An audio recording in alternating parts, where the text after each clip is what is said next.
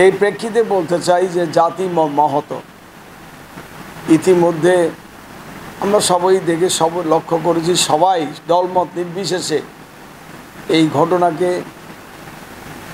বাংলাদেশের ইতিহাসের এক শোকাবহ ঘটনা হিসাবে উল্লেখ করতে চাই। ইতিমধ্যে বাংলাদেশের সরকারের পক্ষ থেকে, বিভিন্ন রাজনৈতিক দলের পক্ষ থেকে, বিশেষ করে মাটি ও মানুষের দল বাংলাদেশ জাতীয়তাবাদী দলের পক্ষ থেকে আমাদের চেয়ারপারসন দেশনেত্রী বেগম খালেদা জিয়া এবং বর্তমানে ভারপ্রাপ্ত চেয়ারম্যান তারেক রহমান সহ বিএনপির যে নেতৃবৃন্দ, বিভিন্ন দলের রাজনৈতিক দলের নেতৃবৃন্দ, সরকারের এই অন্তর্বর্তী সরকারের প্রধান সহ অন্যান্য সদস্যদের এবং রাষ্ট্রপতি সহ সারা এই দিনকে শোক দিবস, আজকের শোক দিবস হিসাবে ঘোষণা করেছে। আপনার অত্যন্ত ভারাক্রান্ত হৃদয়ে বলতে চাই যে গতকালকে বিকেল 1টার সময়, দুপুরের সময় উত্তরা মাইলস্টোন স্কুল অ্যান্ড কলেজে এই মর্মান্তিক দুর্ঘটনাটি হয়েছে। সেটা বাংলাদেশ বিমান বাহিনীর একটি প্রশিক্ষণ বিমান ছিল। সেই বিমানের যে পাইলট তৌফিকুল ইসলাম, তারও মর্মান্তিক মৃত্যু হয়েছে। কিন্তু ভাগ্যের নিয়তির কি নির্মম পরিহাস, নিয়তির যে বিধান, কথা আমরা বারবার মনে করিয়ে দেয় আমাদেরকে যে মানুষের হায়াত বহুত আমাদের মহান স্রষ্টা রাব্বুল আলামিন ঠিক করে দিয়েছেন। যার যখন মৃত্যু হবে ঠিক সেই সময় তার মৃত্যু হবে। এর এক সেকেন্ড আগেও হবে না, পরেও না। ধর্মীয় বিশ্বাস, ধর্মীয় অনুভূতি আল্লাহ রাব্বুল আলামিন পবিত্র কোরআনেও তার স্পষ্টভাবেই ঘোষণা করেছেন।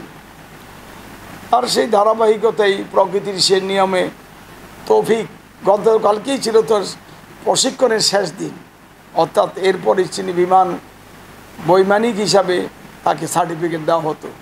কিন্তু কে জানতো যে এই শেষ দিনই তার জীবনের শেষ দিন হবে। আর তার পাশাপাশি যে মাইলস্টোনে নিষ্পাপ শিশুরা, ছাত্ররা, আমাদের কাছে এর ভাষা বর্ণনা দেওয়ার মতো কিছু নাই। আপনি বলছেন এই বিষয়ে কিছু বলার জন্য আজকের শোক সম্পর্কে। এই নিষ্পাপ ফুলের মতো আমাদের সন্তানরা আমাদের কাছ থেকে হারিয়ে গেছেন। এর ভাষা কোনো জানা নাই। এর আপনার কিভাবে এই অনুভূতি প্রকাশ করব সেটাও আমি বলতে পারি না। আমি অত্যন্ত ভারাক্রান্ত হৃদয়ে বলতে চাই, যারা আমাদের এই সন্তানরা ফুলের মতো দেশবরেণ্যর শিশু সন্তানরা এই স্কুলে এসে জ্ঞান অর্জন করতে এসে এইভাবে তাদের মৃত্যু হবে, এটা কারই অজানা ছিল না। এটা ভাগ্যে এইভাবেই বলা ছিল। কারণ এই গায়েবের একমাত্র জানতো আল্লাহ, গায়েবের মালিক আল্লাহ। কার কখন কীভাবে মৃত্যু হবে সেটা এই ঘটনার মাধ্যমে প্রমাণ করে যে হায়াত মউত একমাত্র আল্লাহর হাতে। গতকালকের এই বিমান দুর্ঘটনার কারণে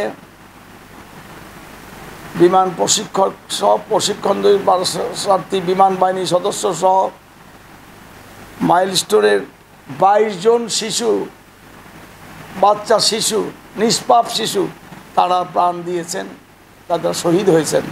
পাশাপাশি ওই স্কুলের শিক্ষার্থী আরও প্রায় 170 জনের মতো শিক্ষার্থী আহত। শুধু আহত নেই, তারাও মৃত্যুর সঙ্গে পাঞ্জা লড়ছে। আমরা দোয়া করি রাব্বুল আলামিনের কাছে, যারা নিহত হয়েছেন তাদের মাগফিরাত কামনা করছি। যারা আহত হয়েছেন আল্লাহ তাআলা তাদের হায়াত বৃদ্ধি করে দেন, তারা যেন সুস্থ হয়ে আবার যার যার মায়ের কাছে ফিরে যাক। আর যারা নিহত হয়েছেন সেই সমস্ত কোমলমতি শিশুদেরকে আল্লাহ তাআলা যেন জান্নাত দিয়ে দেন, তারা এভাবেও জান্নাতি। তাদের মৃত্যুকে আল্লাহ যেন শহীদের মৃত্যু হিসাবে কবুল করেন। আর তাদের শোকসপ্ত পরিবার যারা আপন সন্তান হারিয়েছেন তাদের যেন আল্লাহ ধৈর্য ধারণ করার ক্ষমতা দেয়, তারা যেন সেই ধৈর্য ধারণ করা যে আল্লাহ তাদের তৌফিক দেয়। এই অপরিণীয় ক্ষতি পরিবারের সদস্য তো ভোলবার কথাই নেই, মায়ের তো এর ভোলার কোনো উপায় আমরা দেখি না, ভাষাও নাই। জাতীয় মর্মাহত।